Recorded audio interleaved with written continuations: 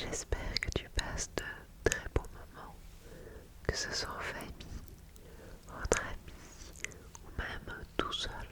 J'espère vraiment que tu profites pour prendre soin de toi et faire des choses que tu aimes. Et pour bien finir cette journée de Noël, je te propose de te lire des petits contes de Noël.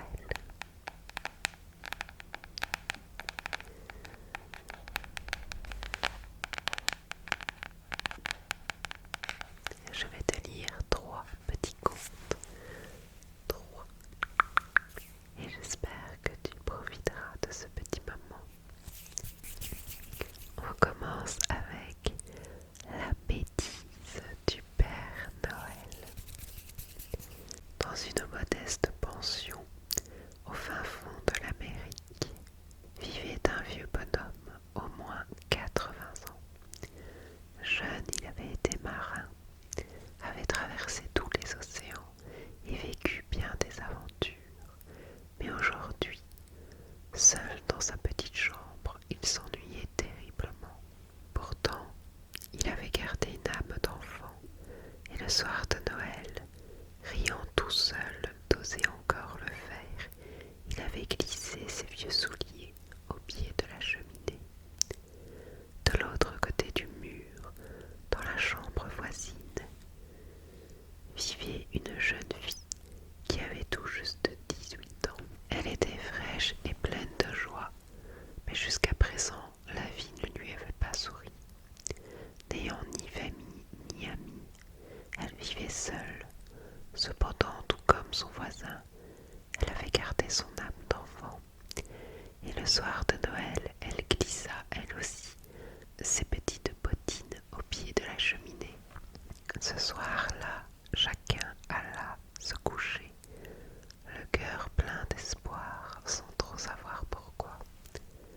Le lendemain matin, quand le vieux monsieur se réveilla, il n'en crut pas ses yeux. Dans ses vieux souliers se trouvaient de ravissants petits paquets. Aussi vite que ses vieilles jambes le lui permettaient, il se précipita pour les ouvrir. Ça alors, comme c'est étrange, doutant de ce qu'il venait de voir, le vieil homme attrapa ses lunettes pour être sûr. Mais ses vieux yeux ne lui avaient pas menti.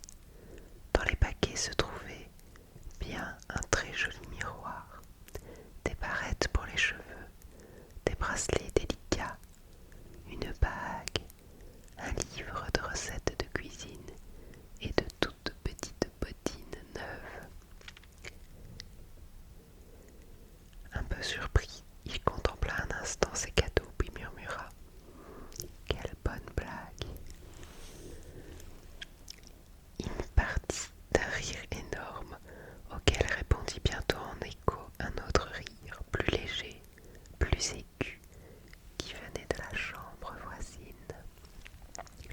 C'était celui de la jeune fille qui venait de découvrir ses cadeaux, car dans un des paquets, elle avait trouvé une pipe, un lorgnon, une tabatière, un rasoir, une grosse dinde et une bouteille de liqueur. Alors tout aussi étonnée que son voisin, elle avait murmuré: quelle bonne blague, avant d'éclater de rire. À cet instant précis, le Père Noël, qui rentrait chez lui après avoir fini sa tournée, survola en traîneau la modeste pension du fin fond de l'Amérique et entendit leur rire. Intrigué, il s'approcha pour jeter un œil discrètement par la fenêtre, et voyant qu'il avait inversé les cadeaux, grommela: mince alors, j'ai fait une grosse bêtise. Très contrarié, il s'apprêtait à repartir pour ne pas être découvert, quand il vit le vieux monsieur et la jeune fille sortir de leur chambre. Ils avaient chacun leur cadeau dans les bras et répétaient en riant: quel drôle de cadeau, vraiment, quel drôle de cadeau. Et bientôt, un grand sourire illumina le visage du Père Noël, car ayant aperçu les cadeaux de l'autre, les deux voisins étaient en train de se les échanger, et eux qui ne s'étaient jamais parlé ne pouvaient plus s'arrêter. Sous l'œil ému du Père Noël,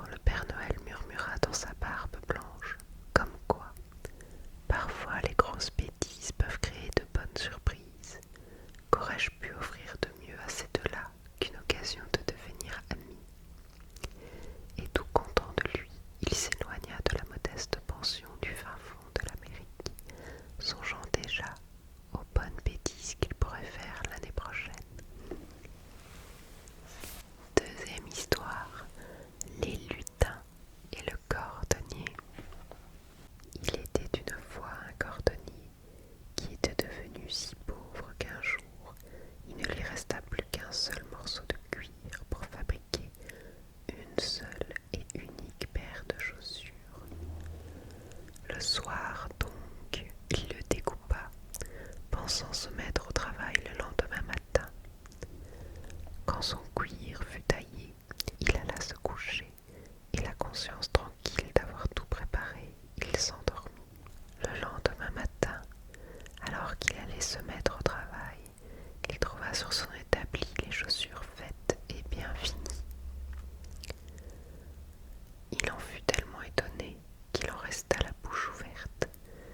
Il prit les chaussures et les examina de près. Le travail était impeccable et si finement cousu qu'on eût dit un chef-d'œuvre, pas le moindre point qui ne fût parfait. Un acheteur arriva peu après. Il trouva les chaussures si belles qu'il les paya plus cher que le prix habituel. Avec l'argent, le cordonnier put acheter du cuir pour faire 2 paires de chaussures. Il tailla le cuir le soir même, pensant les achever le lendemain, en s'y mettant de bonne heure. Mais le matin, quand il arriva pour se mettre au travail, les 2 paires de souliers étaient faites, posées sur son établi. C'étaient à nouveau des merveilleuses chaussures. Les acheteurs commencèrent à se bousculer dans sa cordonnerie, et c'étaient de vrais connaisseurs, car ils lui laissèrent assez d'argent pour qu'il puisse acheter de quoi faire 4 paires de chaussures. Et ces 4 paires-là aussi, il les trouva finies le matin quand il arriva, plein de courage pour se mettre au travail. Et comme par la suite, il en alla toujours de même, ce qu'il avait coupé le soir se trouvait fait le lendemain matin. Le cordonnier se trouva non seulement tiré de la misère, mais bientôt, il se trouva même presque riche.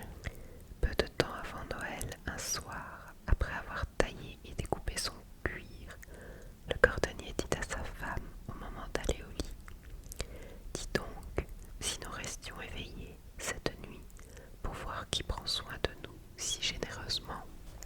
Son épouse en fut heureuse et alluma une chandelle neuve.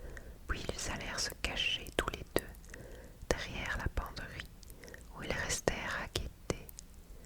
À minuit arrivèrent 2 mignons petits lutins tout nus qui s'installèrent à l'établi et qui, tirant à eux les coups de cuir, se mirent de leurs agiles petits doigts à monter et piquer, coudre et clouter les chaussures avec des gestes d'une délicatesse et d'une agilité telles qu'on n'arrivait pas à les suivre, ni même à comprendre comment c'était possible.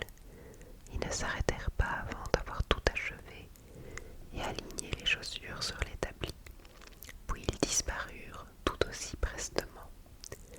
Le lendemain matin, l'épouse dit au cordonnier: ces petits hommes nous ont apporté la richesse, nous devrions leur montrer notre reconnaissance. Ils sont tout nus et ils doivent avoir froid. Tu sais quoi? Je vais leur coudre de petits caleçons, de petites chemises, des petites culottes et leur tricoter aussi des petites chaussettes. Toi, tu leur feras à chacun une petite paire de souliers pour aller avec. Avec plaisir, dit le mari, et ils se mirent au travail. Et le soir, quand ils eurent tout fini, ils déposèrent leurs cadeaux sur l'établi et retournèrent se cacher.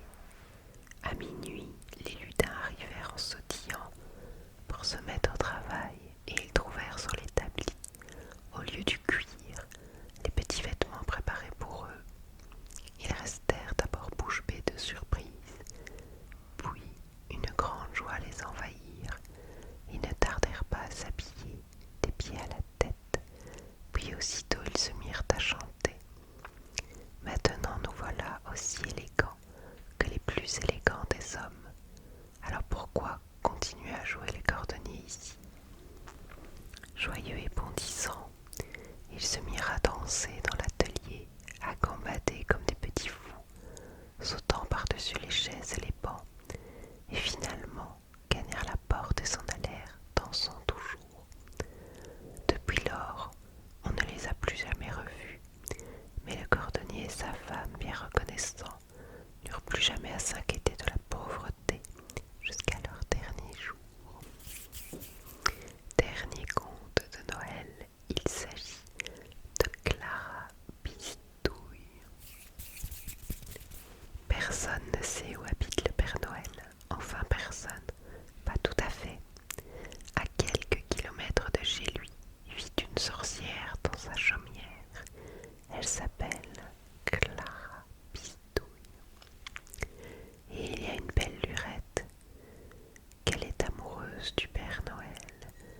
Tous les soirs depuis longtemps, elle s'endort en soupirant. Mais qu'il est beau, mais qu'il est grand. Ah, comme je l'aime, un peu, beaucoup, passionnément. Alors cette année-là, c'est décidé, elle va lui demander de l'épouser. Elle se met du rouge aux ongles, du rouge à lèvres et du rouge à joues. Et puis du vert sur les paupières, c'est de bon goût chez les sorcières. Et puis elle s'envole chez le Père Noël, lui annonçant la bonne nouvelle. Mais le Père Noël éclate de rire. Mais enfin, Clara, ça fait des milliers d'années que je suis célibataire. Je ne vais pas à mon âge épouser une sorcière. Clara Bistouille se jette à ses pieds. Oh Père Noël, s'il te plaît, je t'aiderai. Je ferai des paquets et je te bichonnerai. Ne me renvoie pas par pitié. C'est bientôt Noël et le Père Noël ne veut pas qu'une seule personne soit triste ce soir-là. Alors il installa une petite chaise pour Clara Bistouille dans son atelier. Le premier jour, Clara Bistouille est enchantée. Elle fait friser quelques rubans. Elle soupire régulièrement. Père Noël, un petit baiser. Mais le Père Noël répond en riant. Plus tard, Clara, plus tard, je travaille. Au bout d'un moment, Clara Bistouille s'ennuie terriblement. Bien sûr, elle aime le Père Noël, mais elle n'aime pas tellement les rubans, ni les cadeaux, ni les enfants. Alors pour se changer les idées, tac, elle transforme un ourson en affreux monstre gluant. Malheureusement, le reine Aristide l'a vu. Alors pour qu'il se taise, tch, Clara Bistouille le fait disparaître. Du fond de son atelier, le Père Noël s'écrie: Clara, Clara, je t'ai vue, tu es venue pour m'aider, pas pour me faire tout rater. Rends-moi mon reine. Toute gênée, Clara Bistouille fait alors réapparaître Aristide. Le lendemain, Clara Bistouille installe sa chaise plus près de celle du Père Noël. Comme ça, elle peut le regarder par-dessus son gros nez et lui demander: Père Noël, un petit baiser. Mais le Père Noël répond en riant: Plus tard, Clara, plus tard, je travaille. Alors Clara Bistouille recommence à s'ennuyer et tac, elle transforme une poupée en crapaud et toc, une autre en araignée.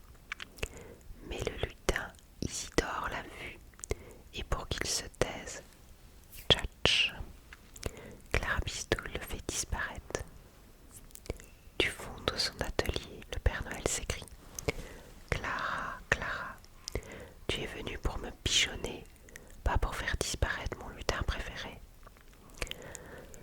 Toute gênée, Clara Bistouille fait réapparaître Isidore. Le troisième jour, les reines et les lutins du Père Noël surveillent de près Clara. Et, au premier sort qu'elle jette, il s'écrie: Père Noël, ta sorcière massacre notre travail. Ce n'est plus possible, il faut qu'elle s'en aille. Alors, sans s'énerver, le Père Noël va fouiller dans sa salle à courrier et lui dit: Je vais vous lire quelques lettres que j'ai reçues cette année. Écoutez. Cher Père Noël, cela fait 2 ans que je rêve d'avoir un affreux monstre gluant. Cher Père Noël, j'en ai assez des poupées à habiller. Pourrais-tu m'apporter